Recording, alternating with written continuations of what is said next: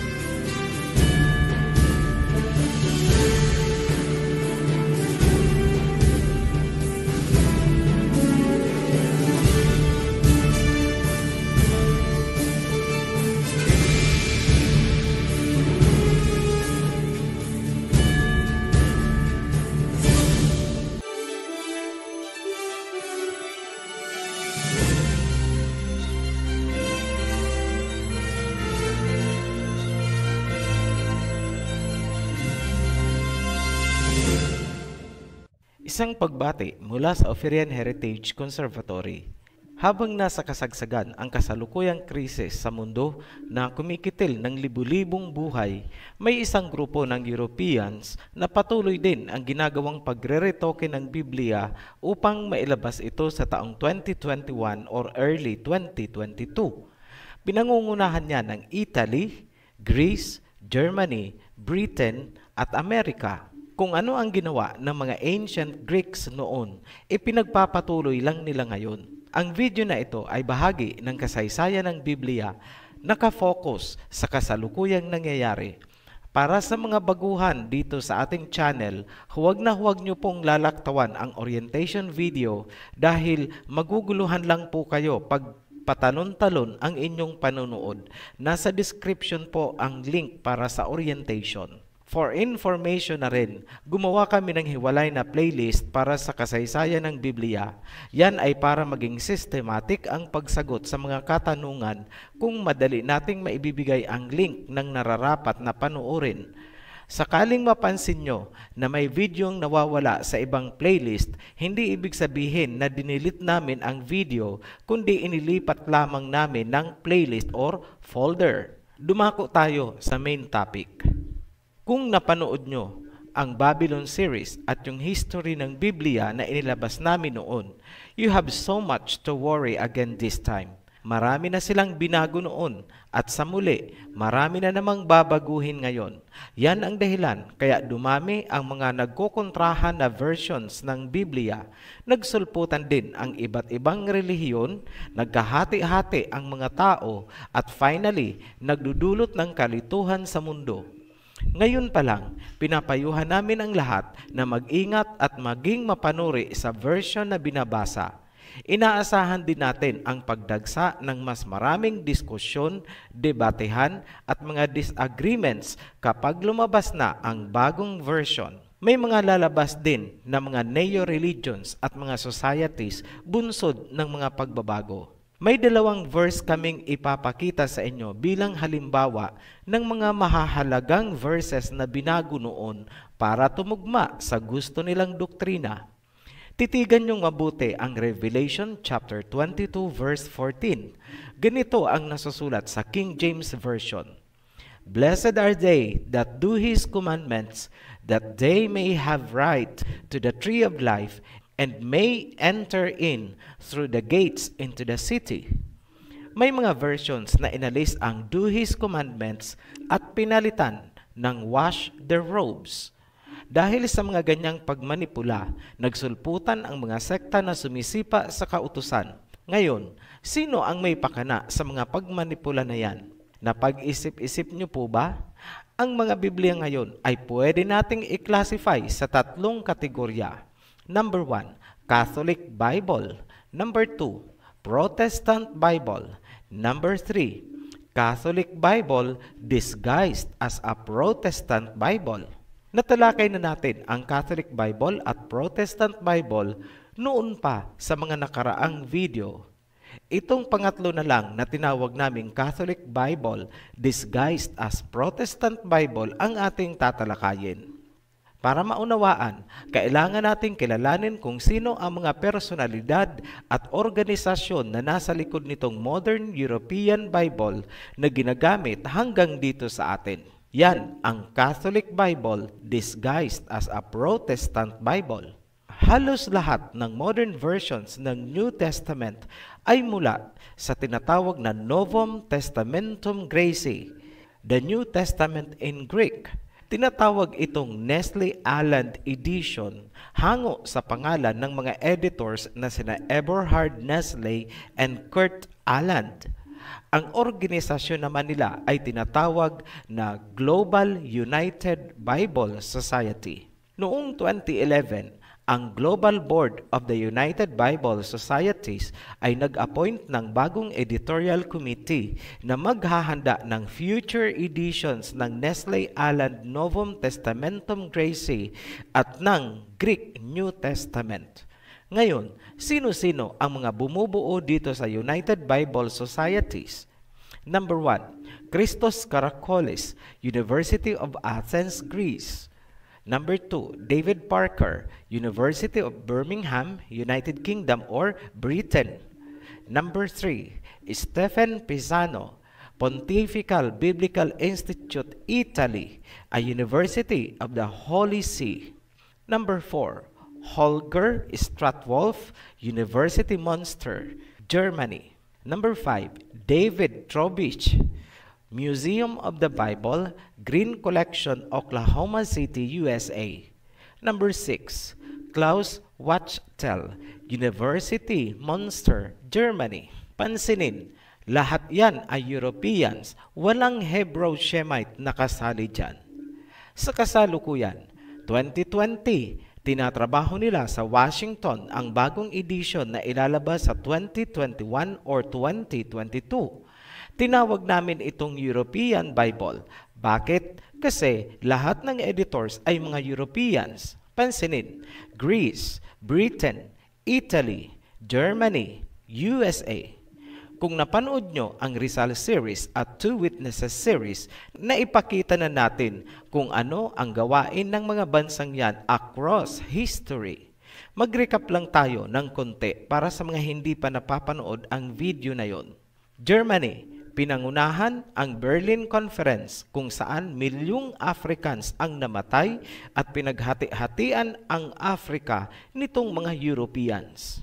Britain, ito naman ang naglungsad ng Opium War na ikinalugmok ng China sa droga, pinabagsak ang kabuhayan at milyon ang nagutom. Spain o Espanya, ito naman ang ginamit ng Rome, Italy, kaya milyong Pilipino ang namatay dahil sa pananakop. USA, milyong Pilipino ang pinatay sa tinatawag na Philippine Genocide at nagpakasasa din itong bansang ito sa transatlantic slave trade. Very ironic dahil sila daw ang advocates of human life and human rights. At ngayon, sila din ang nagre-retoke ng Biblia. Pero kilalanin nyo sila across history. Tandaan, ang mga Hebrew Shemites ang rightful owners ng mga original manuscripts ng Biblia.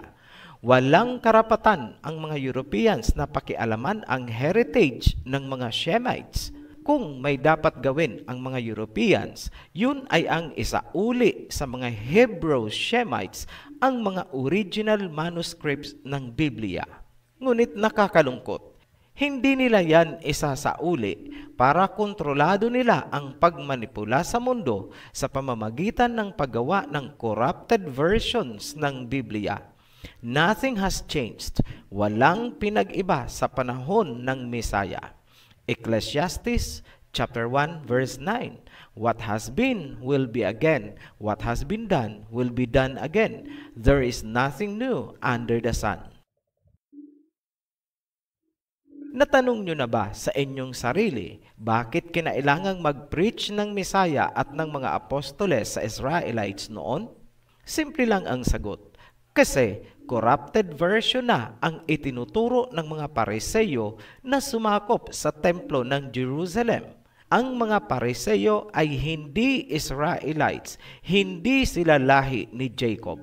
Sa panahon ng Mesaya, sino ang pumasok at kumontrol sa Israel?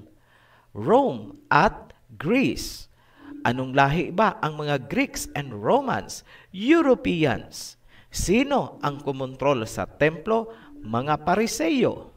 Tanong, Israelites ba ni Jacob ang mga Pariseyo? Hindi.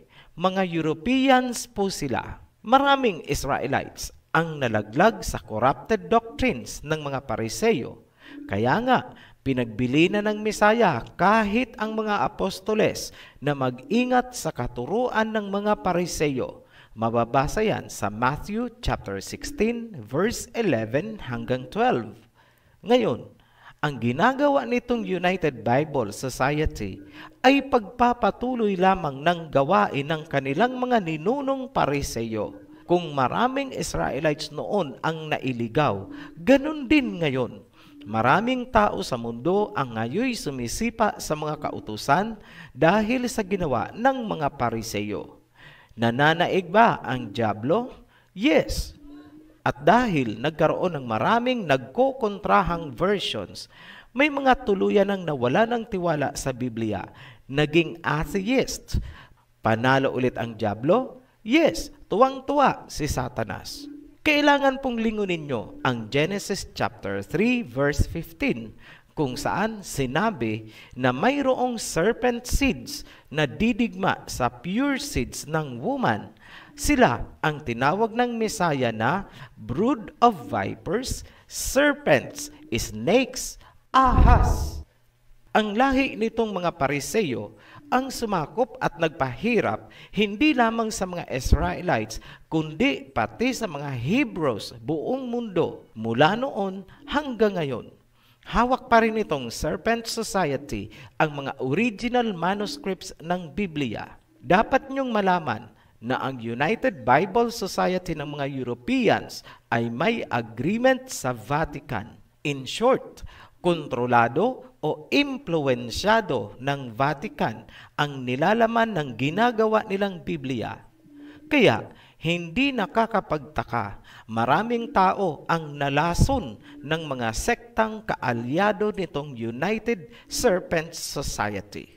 Isinali nila sa Tagalog ang kanilang Biblia at sinasabi nilang inspired daw ito ng Holy Spirit. Paanong magiging inspired ang isang version na nagmumula sa lahi ng mga pumapatay sa Israel ni Jacob at sa mga Hebreo? Kung ang puno ay hindi inspired, ang mga sanga at bunga ay hindi inspired. Period. Ngayon, may isa pang verse na niyurakan itong United Serpents. Malaki ang impact nito sa geopolitics more than you realize. Sinira ng United Serpent Society ang prophecy ni Prophet Isaiah. Pansinin nyo ang Isaiah 49 verse 12. King James Version po. Ganito ang sinasabi. Behold, this shall come from far and lo, this from the north and from the west, and this from the land of Sinim. Ano ang ginawa ng United Serpent sa salitang Sinim? Pinalitan nila ng Aswan at Persia sa ibang versions. Bakit? Kasi ang Sinim ay ang China. Sinim means the Chinese. Yan ang pilit itinatago ng United Serpents, kaya binura nila ang Sinim sa salita ni Prophet Isaiah at pinalitan ng Aswan at Persia. Idinadahilan nila na hindi pa raw establish ang China sa panahon na isinulat ni Prophet Isaiah ang prophecy. Tila ba nakakalimutan nila na si Isaiah ay propeta na may kakayahang makita ang hinaharap? Kung si King Cyrus nga ay pinangalanan ni Prophet Isaiah bago pa ito isilang, Bansa pa kaya ang hindi makita ni Prophet Isaiah para pangalanan? Mababasa nyo sa Isaiah chapter 44 verse 28 at Isaiah 45 verse 1 ang salita ni Prophet Isaiah tungkol kay King Cyrus. Tandaan nyo rin na si Prophet Isaiah din ang nagturo sa atin upang masumpungan ng tama ang rivers of Genesis. Inilulubog na sana ito sa bottom of the ocean ng isang culture na sinisimulan na sanang itatag ng isang dayuhan dito sa atin. Ngayon, alam na po ng China kung sino sila at bakit pilit silang binubura sa Biblia nitong United Serpents. Ngunit, may mga versions naman ng Biblia na hindi pumayag sa gawain ng United Serpents. Diretsahan nilang inilagay ang salitang China sa kanilang pagsasalin. We appreciate these versions for uplifting the truth. Ang International Standard Version, inilagay talaga nila salitang China. Ganon din po ang Amplified Bible Classic Edition, isinulat nila China.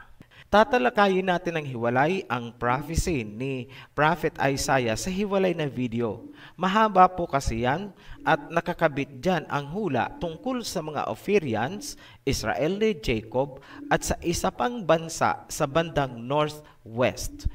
Binanggit lamang natin dito bilang patunay na may ginagawang pagmanipula at pagyurak itong United Serpent Society. Ngayon, inayawan ng China itong version ng Bible na gawa ng United Serpents at minabuti nilang gumawa ng sarili nilang version. May karapatan ba sila? Yes, higit na may karapatan ang China dahil sila ay mga Hebrew Shemites gaya ng mga Ophirians at Israelites. Kaya huwag kayong magtataka kung bakit ang China ay tinik sa lalamunan ng kanluran. Ngayon, bilang tugon sa katanungan na madalas nating ma-encounter, anong version ang dapat gamitin? We still recommend King James Version or New King James Version. Ngunit dahil ito ay nasusulat sa archaic English, medyo mahirap lang unawain kung sanay ka sa modern English. Halimbawa ng archaic English style ay, "Thou shalt not make unto thee." Malalim ang English nila. Laging ugaliin, gumamit ng 5 to 10 versions, lalo na kung sensitive or critical ang verse na binabasa. Kapag talagang salungatan ang iba't ibang versions, mangangailangan ka ng mas malalim na pag-aaral. Gagamit ka ng contextual analysis, collaborative analysis, comparative analysis, at lahat ng makukuha mo ay kailangan mong i-triangulate. Malaking tulong ang paggamit ng iba't ibang concordance kung saan pati ang Hebrew origin ay matatagpuan. Ganyan po ang paghihimay na ginagawa ng Ophirian Heritage. Ngayon, sa mga nagre-request na Tagalog Bible ang gamitin, hindi po namin yan gagawin. Napansin kasi namin na karamihan sa Tagalog versions ng Biblia ay isinalin ng mga lokal na sekta pabor sa doktrinang gusto nilang palutangin. Huwag kalilimutan ang paulit-ulit naming habilin. Ang mga sekta na ipinanganak ng harlot woman ay uuwi at uuwi sa kanilang nanay. Gumising kayo habang may panahon pa. Muli kaming nagpapasalamat sa inyong mga patuloy na sumusuporta sa ating channel. To new subscribers, welcome to our heritage. And for everyone, be blessed. Shalom. Mga kapatid, kung niyo pong napanood ang kabuuan ng video na ito at kung niyo pong nagustuhan ng mensahe at aral, paki-like, subscribe, and share po. Marami pong salamat. Be blessed. Shalom.